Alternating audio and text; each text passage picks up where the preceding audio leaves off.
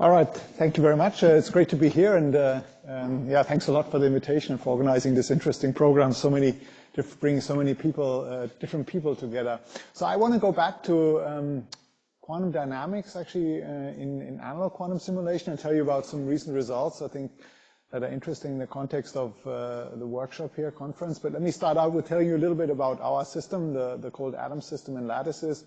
I'll tell you advantages and things are different that in this system, and then give you a few applications of what you can do with this, and mostly concentrating on fluctuating hydrodynamics, anomalous spin transport, and in the end, I hope I'll also get to this newer work on subsystem Loschmidt echoes, which are actually a very nice way of probing quantum dynamics. So just to put the setting, you've heard about the analog quantum simulations, the digital world of quantum computing, and really we shouldn't see these as separate entities. Maybe just on the context of what was discussed also here, what Yihui was talking about on the analog side, I mentioned this paper from Ignacio recently, who puts this on more formal grounds, the notion of quantum advantage and stability of actually these analog quantum simulators.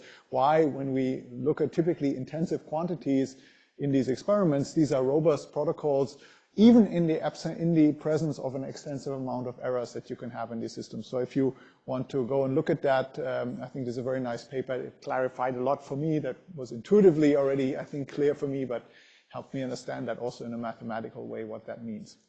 And by now, of course, you've also seen that this is pursued in a huge amount of platforms, ion traps we've heard about, lattices, Rydberg tweezers, superconducting devices here at Google. Pedram will talk about it, I guess, more tomorrow in these systems. So for us, we are working in these optical lattices. We can not only work with spin systems, we can work with fermions, with bosons, with spins in these systems. And here you can see a nice pattern of this interference pattern of 5 laser beams that generate this optical potential landscape in which we trap the particles. The most important tool for us to see the atoms is quantum gas microscopy. This is now over 15 years old. You know, the invention of quantum gas microscopy, which really allows us via fluorescence images to take pictures of the thousands of atoms that we can have, for example, in these optical arrays that we can study in these optical lattices. And by now, I think the largest systems where we do experiments with are typically systems with a few thousand particles, where we can shape the external potential, we can change the lattice geometry, we can program different lattice geometries on the spot. We don't need to realign the lattices for that. We can tune interactions and so forth. So this is the setting we're talking about, and I'll show you several examples of the quantum dynamics actually in these settings. Just for detection, for fermionic systems, for example, was interesting for us that we detect both spin states. So we have a procedure maybe similar to what Misha told you before, but also a little bit different, where we can detect both spin states in the system, so we get a full spin and charge resolution of the system when we take snapshots of such systems. And basically we can therefore, from a wave function that we have, many-body wave function that we have, get to the probability distributions of those different underlying configurations that we have in the system. Now, occupation basis is one thing. You also have other quantities that you want to measure, and the other complementary quantities really on a lattice, let's say currents that are flowing for the particles, for the itinerant particles in the system. And Daniel showed you this work on the experiment together with Monica in Munich, where we actually showed how to do that by basically partitioning the lattice system. This is the system what you want to measure, into these disconnected double wells. And these disconnected double wells, you should again just think as another incarnation of a two-level system, with the particle being on the left or on the right, being spin up or spin down. And then there are different orientations on the Bloch sphere. For example, the x-axis corresponds to the sigma x operator in the orbital degrees of freedom now, not in the spin degrees of freedom, orbital degrees of freedom. And this would, for example, correspond to kinetic energy measurement, or in the y direction would correspond to a current measurement in the system. And now it's very easy to change your measurement basis or preparation basis into any of those configurations by just manipulating this double well. You can have x rotations by just tunnel coupling in the double well. You can have z rotations by just tilting this double well. In this way, you can have any arbitrary rotation on the Bloch sphere and rotate your measurement direction or preparation direction into an arbitrary direction. And just to show you the kind of size of systems that we can work with here, this is a pretty large system. These are like arrays of, in this case, disconnected plaquettes, where we generated an artificial gauge field to basically induce cyclotron orbits of the particles on these plaquettes. And the arrows that you can see, these are actually measurement results. So these are measured currents using the protocol I showed you before that measure the currents in the system. In this case, the color of the current encodes the average value of the current, and you can see you have this nice circular flow. But one thing that really will be the key message of my talk is actually that you can learn a lot not only from the average currents, but from the whole distribution functions, because you have snapshots. Now you have access to full counting statistics of both the occupation number and the currents, and that's a new wealth of information that we can make use of. So keep this in mind. Having snapshot immediately gives you access to these full counting statistics for the distribution functions in the system. And we'll actually see that that does matter. Actually, some kind of puzzles that popped up, and we've been discussing also with Pedram on these issues, actually can only be solved when you go to higher order correlation functions. You see kind of that the system behaves differently than you would have expected. All right, so let's switch right away to quantum dynamics.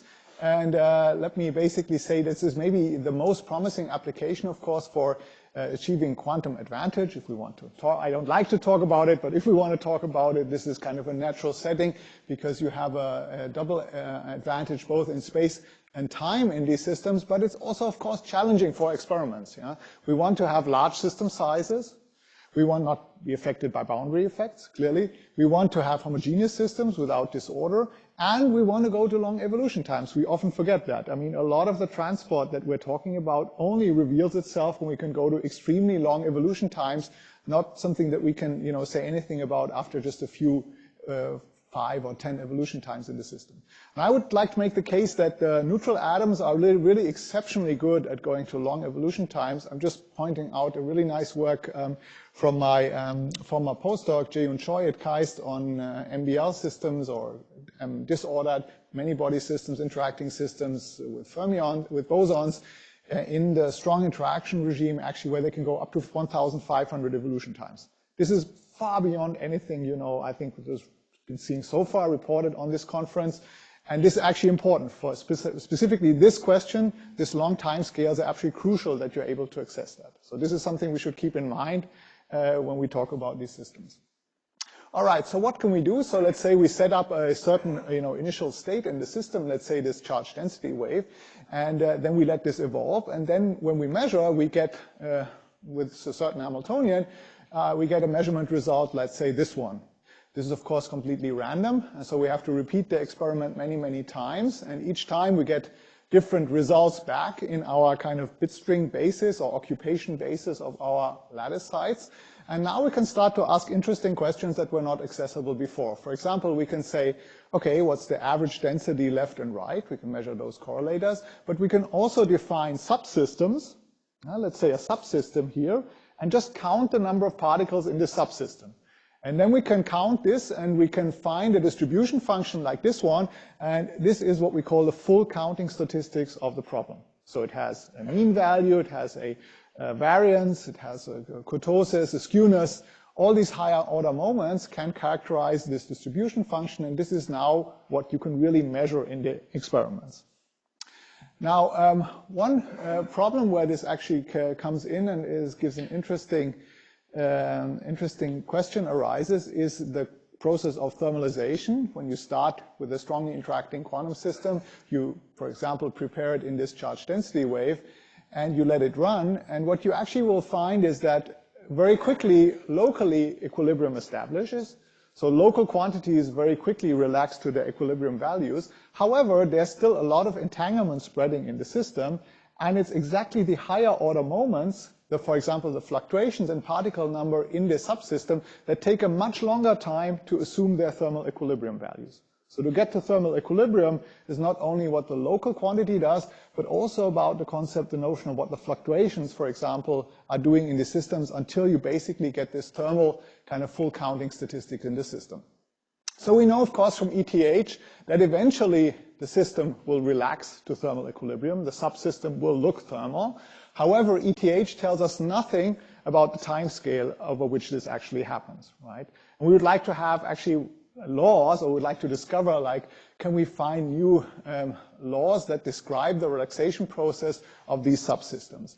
And here, actually, a main idea came from a very successful idea from classical statistical physics, an idea that people called macroscopic fluctuation theory. So it's basically extending the standard diffusion equation for average kind of observables to a noisy stochastic version. Okay, so this noisy stochastic version is your standard diffusion equation, but includes a noise term, and this noise term, people were able to show, actually this can model very rare events in the system, fluctuations in the densities or currents that occur in these classical systems, and the past 10 years this has been extremely successfully applied in the context of classical statistical physics. Now note, this is actually has very predictive power, because this noise term is not an arbitrary noise term. The factor that's in front here has to be fixed to such a way that it gives you, for steady state systems, say steady state currents or equilibrium systems, the right fluctuations in the system by fluctuation dissipation theorem. This fixes this term. Okay, this term is not arbitrary, it's not a variable, but by fixing it, now you have a lot of predictive power.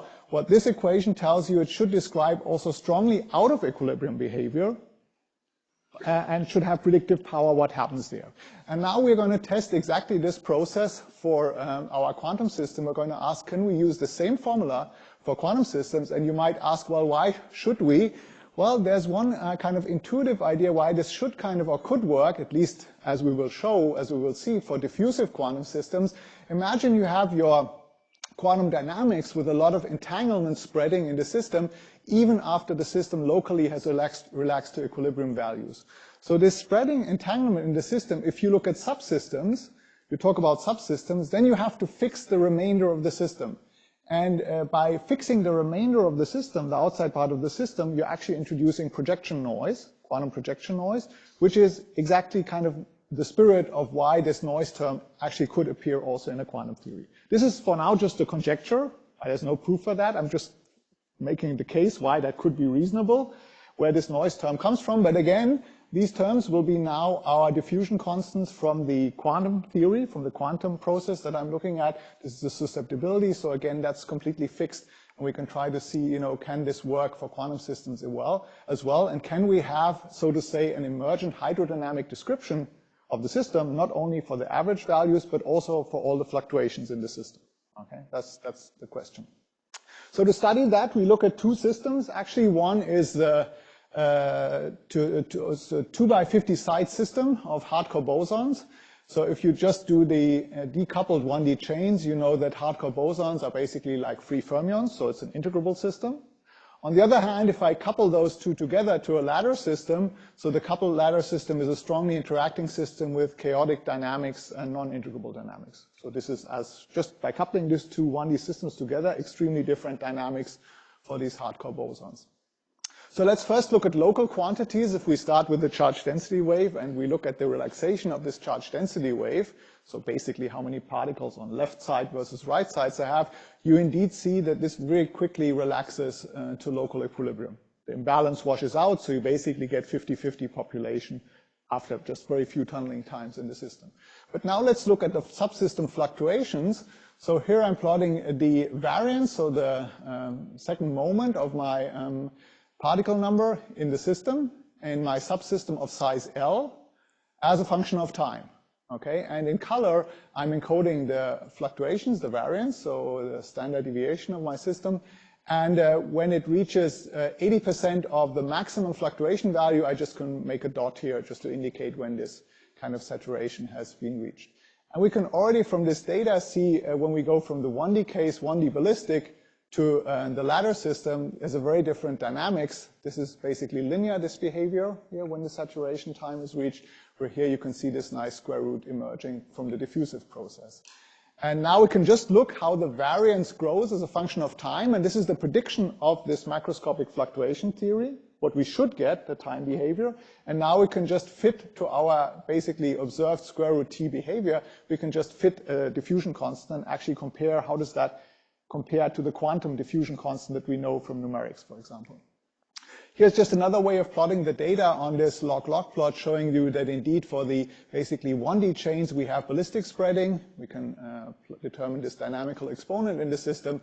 And for the kind of coupled ladder system, we have z equal 2, so we have diffusive spreading. So you might ask in between, when you have a coupling of 0.5, it lies in between. But that's probably just a crossover effect. So for very long times, that would also show diffusive dynamics would turn into z equal 2. There's no reason to have something different there. So here I plot the, just to compare, to show you how different the local dynamics is versus the global subsystem dynamics. Here I'm plotting in gray, the local equilibration time, and you see that's getting shorter and shorter here for the integrable to the chaotic system. That just happens within 1 or 2 tunneling times. Whereas establishing a thermal equilibrium on the fluctuations in the system, this actually grows, becomes much longer, like a factor of 10 to 20 times longer than what the local equilibration time is. So really establishing the right fluctuations in the system is a much slower, longer process. The fluctuations in the subsystem are, of course, intimately connected just to 2-point density correlations that we can have in the system. You can rewrite that as a sum of 2-point density correlators. So we also measured that, those 2-point density correlators, and you can indeed see for the 1D integrable system, you have this linear light cone spreading of the correlations, whereas for the chaotic case, you indeed see this diffusive spreading of the correlations in the system. And again, we can now fit to that the diffusion constants, and the diffusion constants that we obtain in experiments here, 0.9, and from the best kind of DMRG simulations out there, we know that this should be 0.95. So actually very close to each other. And this is actually quite remarkable, because you see that we can actually use these full counting statistics in a system driven far from equilibrium to determine equilibrium transport coefficients like the diffusion constant. That's not at all clear that you can do that. Also, this really tests fluctuation dissipation theorem far from its normal regime in this out of equilibrium setting. So it's a really stringent test of fluctuation dissipation theorem far from equilibrium, and it seems to also work extremely well. So I think just gives us a nice idea of what we can do with this full counting statistics. There's, of course, questions, when does this macroscopic fluctuation theory approach fail, when we maybe go to even higher cumulants of the distribution function, and how can we make this approach even more quantum to include like quantum effects even stronger into the system.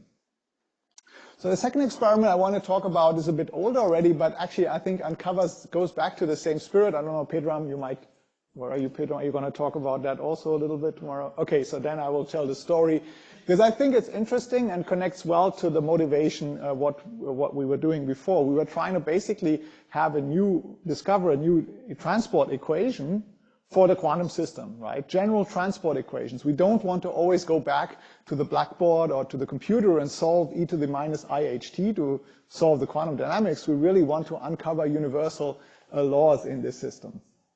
And one conjecture that people had, and I'll tell a little bit why people were coming to this conjecture, was that the quantum dynamics of the Heisenberg chain at infinite temperatures is intimately connected to the growth of a surface by particles dropped on a surface given by this very famous equation, the so-called Kardashev-Parisi-Jean equation. So if you just drop particles on a surface from above, you have a height field. This height field is characterized by a variable h as a function of position of the surface, x, t. And this nonlinear partial differential equation describes the growth of this height field in the system. Okay. So why is this connected to the Heisenberg model? How come people thought this stuff, which is entirely classical, beautiful equation, the Fields medal, Nobel Prize. I mean, why is this equation connected to quantum dynamics? So let me go through the argument and tell you a little bit why people thought this is connected. So we're talking about the infinite temperature spin transport in the Heisenberg chain. So we want to know, if we place a single spin up here in the infinite temperature chain, how does it actually spread in this infinite temperature environment? And I guess if you wouldn't have known anything about the problem, you probably would have guessed it's kind of diffusive, like what we had before, and probably a Gaussian, and with some diffusion constant. And when Thomas Posen actually did the numerics on this and calculated this dynamical spin-spin correlation function, which tells you exactly how this spin is spreading, he found, no, it's not a Gaussian. It's actually this so-called KPZ scaling function that comes from the classical statistical physics point with a dynamical exponent of 3/2. Okay, and actually the numerics was striking good. So the numerical agreement between the dynamical spin correlation function and the KPZ scaling function that you can see here in blue is really exceptional over large ranges. Okay, but then people said, let me skip that, how we measure that. How come now that our quantum transport should be something similar? So this is what Tomasz found numerically, that the spin-spin correlation function for the Heisenberg model at infinite temperatures is the KPZ scaling function. We also know that from KPZ physics, remember there's this height field growth, right? From KPZ physics, we know that the derivative of the height field, the correlator of the height derivative of the height field at time x comma t 0, 0, that is also the KPZ scaling function. Okay, that's coming from KPZ physics. So now people said, if those are the same, well, maybe then my quantum operator Z can be described by a fluctuating stochastic variable, which is just the derivative of the height field. Okay, that was the argument. Okay. Again, if that's the case, then you can just, for example, integrate this equation over space, and then you can have the polarization transfer, how many particles are transferred. So this again gives you predictive power. This is something now we can test. This is what people suggested, and now we can test this. So there's, of course, some consequences of that. For example, the polarization transfer, so how many spins are transferred from left to right, should scale like t to the 2/3 with, so dynamical exponent 3/2. And the fluctuations should go like t to the beta, with beta being 1/3. That all comes from that conjecture, okay, that people are making. And this is something that we can test. So the way we tested this in the experiment was make a rather large system. So we have the system of 1D chains, the decoupled 1D chains of 50 sites. We make a domain wall where everything on the left is spin down, everything on the right is spin up. Then we let the system evolve in one dimension, and we just count how many spins have been transferred from left to right in the system. Okay, and by measuring then the number of transferred spins, I get the full counting statistics in the system. And now we can measure. We can measure the polarization transfer, the average number of spins that have been transferred in the system, and we indeed see it follows, if we make a fit here, beautifully kind of a dynamical coefficient here of 3/2, 1.54. I just plot just for comparison here the two diffusive and ballistic cases, red and blue, and we also see like the magnetization profiles really show beautiful scaling collapse with this dynamical exponent of 3/2 in the system. So then we looked at this actually for different dimensions also. So we looked at it in 1D, that's indeed 3/2. If we magnetize, we break SU2 symmetry in the model, it actually becomes ballistic. And if we go to 2D, well, that's what I showed to you before already, it becomes chaotic, diffusive. The dynamics is diffusive, we measure a dynamical exponent of 2 actually in the system. Now we can also go to higher fluctuations, to go to, let's say, the variance in the system, and check whether the variance, which again should be connected to the fluctuations in the height field according to KPZ, and we indeed find also from KPZ universality prediction 1/3, and we find 0.31. Okay, so also extremely strikingly close to KPZ. The skewness also in our experiments showed a skewness which was also compatible with kind of a Tracy-Widom distribution in the system, and we didn't go to higher kind of moments of the distribution function. All right, so I think that made a very strong case for KPZ before Pedram came and the Google team came. So we have seen super diffusive transport. Z equals 3/2. Polarization fluctuations all agree with what you expect from KPZ. Skewness also at that time agreed with what we would have expected from the Tracy-Widom distribution. And we see the right breaking of the symmetry also break the integrability of the KPZ of the model, and then we shouldn't have this KPZ behavior anymore. And then came the Google experiment, and this I think showed the power of having a system with a fast cycle time. When you have a lot of data, you can take more data than we could, and they could measure the fourth moment. You say, okay, why measure the fourth moment, and what's the point? I mean, we know that up to third order, everything looks fantastic, and the fourth order, the kurtosis does not agree with KPZ. Okay, so this, I think, shows why it's important to measure these higher order correlation functions at quantum transport, especially in these very subtle regimes, is actually, it's crucial to go to these higher moments, and we have access to them now. It got even more confusing when Jacopo is here, he can tell more about that. They actually found that all 2-point correlations fall into KPZ. So all 2-point correlations look like KPZ, what you look at. Only then, when you go to the higher ones that Pedram measured, Google measured, you don't. So the question is, what's going on? We don't know. I think it's an open question. If you want to work on it, I think it's a very interesting problem. And I think the question still is, can we come up with a partial differential equation, maybe a coupled KPZ equation or something that gives the right higher order moments. Some people have tried, have failed so far, so I think it's an open question, and I think it's something, you know, if you're a young person interested in that, I think it's a good problem to get yourself active. And you know, experiments can measure it, that's also good. I think, you know, we can measure and test these things, we can test your predictions, that's also good. All right, so the final thing, how am I doing in time actually? Okay, so the final thing I quickly want to talk about is Loschmidt echoes and or quantum return probability. So what we want to look at, if we start with a specific quantum state psi 0 and we evolve it over a time to a state psi of t, what we're interested in is measuring what's the probability of finding the original state back again in the system. So yeah, we're not measuring the phase of this quantity, so really just the absolute value squared. So this is, some of you might prefer the name quantum return probability. That's all fine with me. This is the quantity we're measuring in the experiment.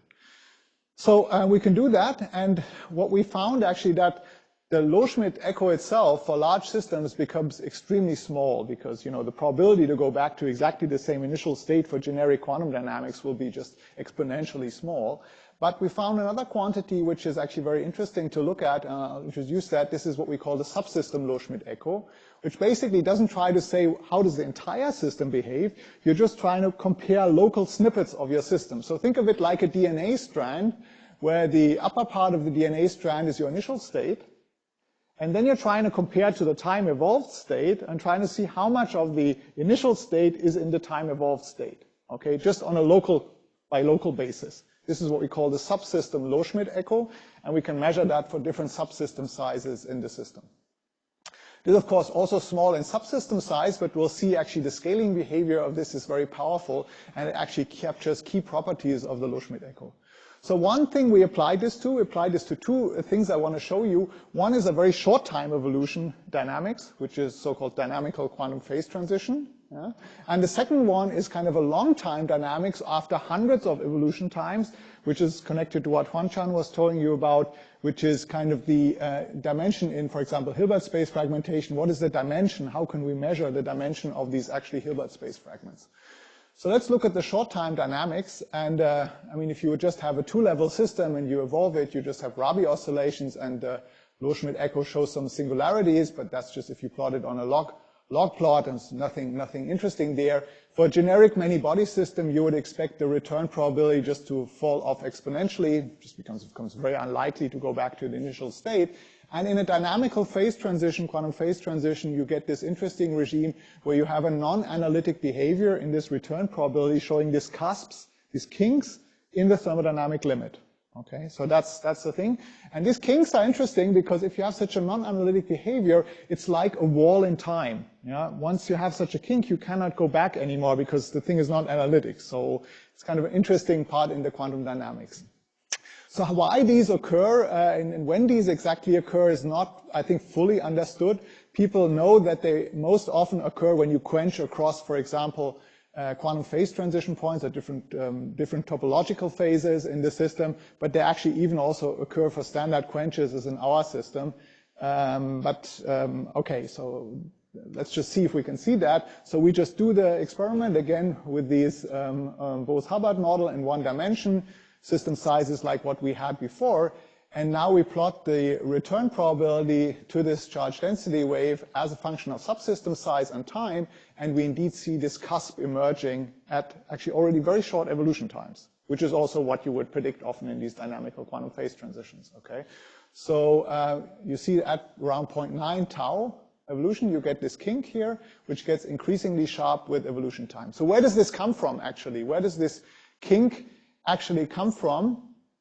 And we can actually see that this kink really becomes sharper and sharper by asking how much can we approximate this by two linear piecewise function, and how large is the region where this fails, this piecewise connection to this kink. And we see that actually with increasing subsystem size, this really goes to zero.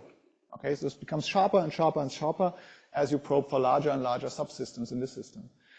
Now, to understand a little bit what's going on, we can expand the Loschmidt echo in terms of higher order connected correlation functions of the particles in the system. And these connected correlation functions, they tell us how much genuine 2, 3, 4, 5 particle correlations do you have in the system, okay? And we can do that And we see from the measurements actually that indeed close to the dynamical quantum phase transition point, those kind of higher order correlations become increasingly important. And this puzzled us because how can like fourth order correlation between 4 sites become important after 1 tunneling time? I mean, the system can't even spread so far. Why can that be possible? And the answer to that is that when you think about light cone-like propagation, this is what we have in mind. But keep in mind, this light cone is not strict. There are exponentially decaying correlations outside of the light cone also. And it's exactly these exponentially small correlations outside of the light cone which are responsible for the exponentially small corrections you need in the Loschmidt echo to make this sharp and non-analytic. So these are genuine take-home messages. These are genuine higher order many-body correlations that emerge after very short times, and they're basically caused by the out-of-light cone dynamics in the quantum dynamics in the system. So let me just, do I have like 3 more minutes? Just the long time dynamics, because this really is now going to really long times, a few hundred tau, and trying to see in fragmented models that Huanchan had introduced to you already before of these Hilbert space fragments, we can basically now have systems where we not only have fragmentation of the Hilbert space due to global symmetries, but because of kinetic constraints in the Hamiltonian, we can factorize into exponentially many blocks in the Hilbert space. This is the phenomena of Hilbert space fragmentation in these systems. So what we're going to do is now we're going to prepare different initial states in different fragments of the Hilbert space, and we're going to let them evolve over a long time. These are high temperature, high energy states, so they will spread out within a certain fragment, cover the entire fragment in the system, and then we measure the subsystem Loschmidt echo for very long times, here in this case 200 evolution times, so really quite long when the steady state has reached the system. So what can you measure with that? Well, just to give you an intuition, remember if we have a high temperature state, and this state will cover all the states in this Hilbert space, then the probability to get the initial state back is just going to be 1 over the dimension of that Hilbert space, because everything is equally probable. Okay, so essentially this gives you already the notion, this is nice. What this actually measures then, this bit string probability, the probability to return to the initial state, the Loschmidt echo, essentially measures the dimension of the accessible Hilbert space. Okay, just by measuring how likely it is to return to the initial state. Okay. And this works, we could show that actually and put this on more formal grounds, actually that what you're measuring with the Loschmidt echo is actually thermodynamic entropy, a direct measurement of thermodynamic entropy in the system, totally model independent way of measuring this thermodynamic entropy. And so we can look at the scaling of the Loschmidt echo of a subsystem size, and we can test this for different models, for this fragmented model or ergodic models. And this fragmented model is just, in our case, just a staggered Bose-Hubbard model where you have kind of emergent kinetic constraints in the system. You can only have correlated hopping events. And the 2 initial states that we choose are either a charge density wave or a domain wall. This charge density wave you can immediately see is completely frozen under the dynamics. So the dimension of that block of the Hilbert space should be 1. That state is stuck. Whereas the domain wall actually should be in a different fragment. And in the ergodic case, again, you should have basically the full system. And this is what we measure now. So we can actually look at the subsystem Loschmidt echo for the ergodic system. So no kinetic constraints in the system. And the slope gives you the local kind of Hilbert space dimension. This is what we want to measure in our system, and gives us a value of about 2.3 or 2.4, and very good agreement with numerics. And if you're in the charge density wave, you're basically stuck. You basically get close to basically 1 in the dimension. And in the domain wall state, you're actually in something in between. Your Hilbert space is larger of the fragment, and you can see that again from this different slope that you can see here. We can also probe that dynamical emergence of the Hilbert space fragmentation by changing from the ergodic case where we don't have staggering and the full Hilbert space is accessible, and the local dimension of the accessible Hilbert space is here, this 2.5.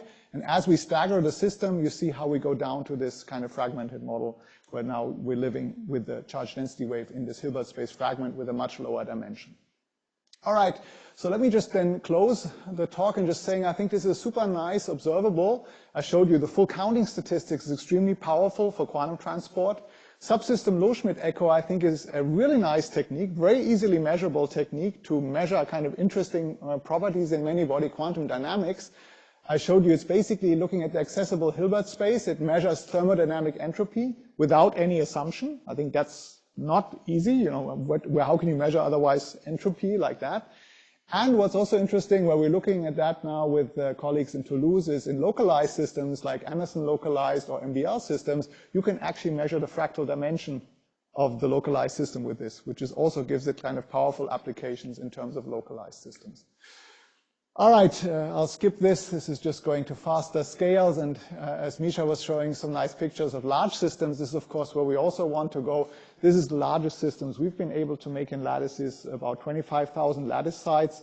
We're combining that with the tweezers now to also sort in these lattices on short scales. So indeed, I think the world of, tens of thousands of particles or even getting to 100,000 of particles is very close indeed. And we have these systems in the lab already today. So then let me just thank the people who've been doing the work here. So with me, there was David and Johannes. David was the PhD student. Johannes is a team leader, taken over now by Pascal. And on the cesium experiment, where I showed you the subsystem Loschmidt echo, this is a joint experiment with Monica. And this was done by Julian Wienand and Alex Impertro and Simon Karch. And actually, we had nice guests, Wolfgang Kedderl in Munich, spending his sabbatical with us, also working on the problem, and Anatoly Polkovnikov and Markus Heil. And with that, thank you very much for your attention.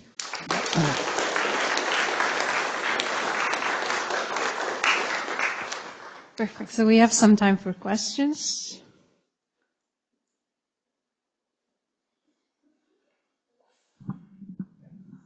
Thank you for this great talk. I have some questions maybe about the subsystem niche echo, because in this kind of measurement, you kind of, is you do a projection already on the, let's say, focused space, right?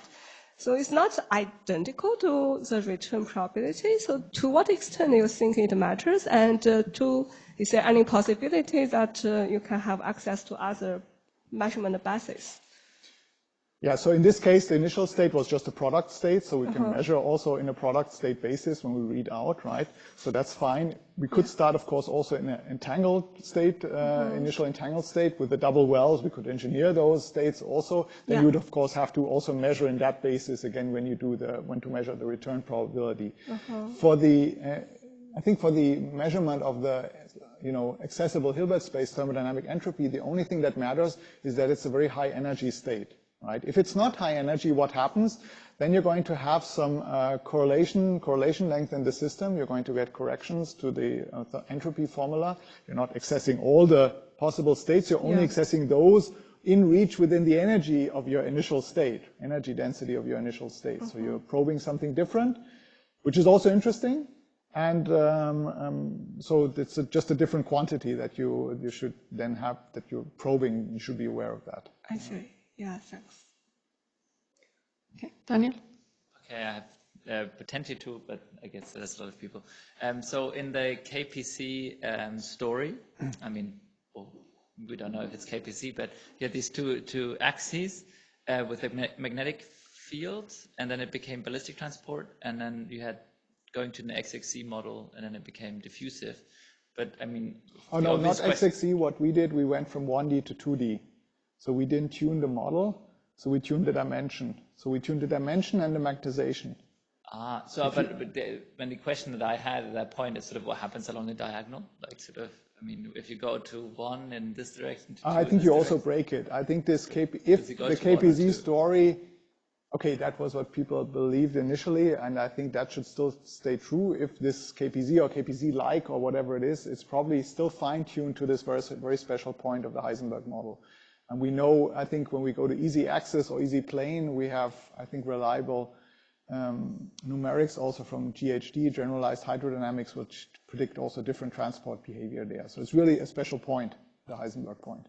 And if I may, like, just a quick comment, sort of, because you mentioned sort of at the end, you get these 4-point correlators. How can they even be non-zero? Yes. But couldn't there also be other mechanisms? So, for example, if I think about a cluster state, it's sort of short-range nearest neighbor correlated, strictly finite light cone, but it has sort of localized entanglements. If you can, right, but we're starting from a product state. You can have like but we're starting from a product state. We're really starting from 1, 0, 1, 0, 1, 0. Right, but cluster state is sort of depth 1 time evolution. So you could imagine, in principle, that there's sort of other mechanisms by which you could But still, you have to bring the particle. Okay, I think they have to be still brought in contact with each other. No, so I don't see how. Okay, we can talk about it. Okay, I don't see how without, if you would have a strict light cone that has no exponential decaying correlations, I'm not sure you could get this, but maybe you can prove me wrong. Yeah. Okay.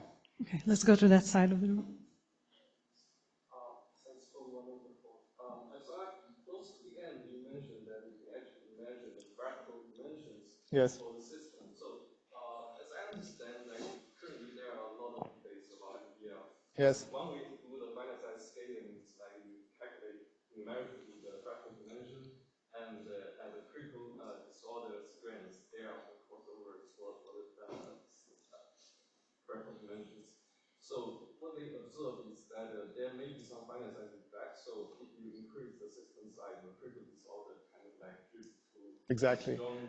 disorder regime. Yes. So I'm just a little bit curious. Since experimentally you can access much larger system size, what's the result? Yeah. So we didn't do that yet. We would do that. I think that's a definitely interesting question. I want to, for the 2D case, highlight this this work that you should go and look at this paper. Wait a moment. Where do I have it? In the quantum dynamics. This one here. This is actually, as I told you, this is actually looking at 2D disordered case interacting bosons, and they look at exactly the question you see. They have a random disorder or a quasi-periodic disorder, and what they see after this very long evolution time, that for real random disorder, the transition point shifts with system size, so it's not stable, and you wouldn't call MBL a phase in that sense, because in the thermodynamic limit, this critical disorder strength goes to infinity. But in the quasi-periodic, they found it's like doesn't shift. So okay, but again, everything that we can say is up to 1,500 tau. That's my caveat that we always have to claim. You know, when we talk about these experiments, they talk about extremely long time evolutions. But that's, and the spirit, but I hope with this subsystem Loschmidt echo, we also have a new observable. And on the Anderson localized model, the numerics shows it's fantastic. It gives you exactly the fractal dimension. You probe exactly the fractal dimension with that. Thank you for a great talk. So my question is about the first part, about hydro. So theories of fluctuating hydrodynamics usually come with loop corrections. Can you see those in the experiment as well? Sorry, which corrections? Loop corrections. Loop corrections. Okay, we would have to see what your predictions on that are. So we didn't, so far it agreed very well with what the simple theory gives us, but I think we would have to see what level of corrections that would give us. And certainly we could go back, you know, this experiment was already 2 years old, so I'm sure we can do it much better now with higher statistics also. So I think it's a question of also indeed seeing when this fails or when there are other corrections coming in. Yeah, so it'll be interesting. Let's talk about that.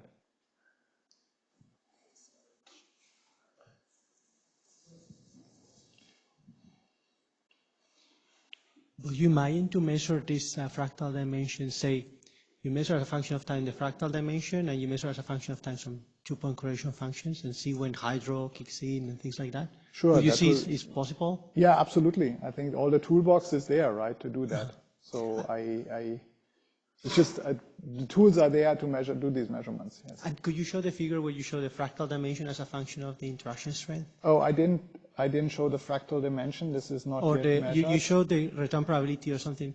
There was a figure. As a function of? Yeah, yes. that was not. This one? Right. This was as a function of the staggering in the system. So this basically tells you whether the model is in this kind of a fragmented phase or in the ergodic phase. For zero staggering, you just have an ergodic system, right? And then the slope of the subsystem Loschmidt echo, which basically gives you the local Hilbert space dimension, is this 2.5 or something. This is what you would expect for these soft core bosons, or the regime where we did the experiment, the soft core bosons in 1D. It's exactly numerics. Actually, you can see here the numerics. Oh, no, sorry. Where is it? Oh, sorry. Where is it? Actually? No worries, I'm fine. Sorry, it kind of folded. Yeah, that's why I'm so confused. Actually, here you can see the numerics, which is the circles or the diamonds, and the bars are the experimental data points. So for the local Hilbert space dimension, effective local dimension of the system. And this is in the ergodic phase for basically these bosons with 2.7 U over J interaction strength without staggering. So it's full Hilbert space accessible with a local dimension of 2.3. And then as you turn on the staggering, you see how this basically goes then down to the fragmented model. Okay, how this really changes. Is there a last question? Thanks for the nice talk. How much subsystem echo robust under measurement noise? Sorry, how much? Subsystem echo robust under measurement error. So how much is the subsystem Loschmidt echo? I mean, it of course becomes exponentially small also for us in system size. So we measured up to 8. And okay, so far there it agreed very well with what we expected from theory. So I think the disorder was not strong, not large enough. So we have to look a little bit more into that. So up to 8, I can just say it basically agreed with what we were expecting also in the simple models. Thank you. Okay, let's thank our speaker again.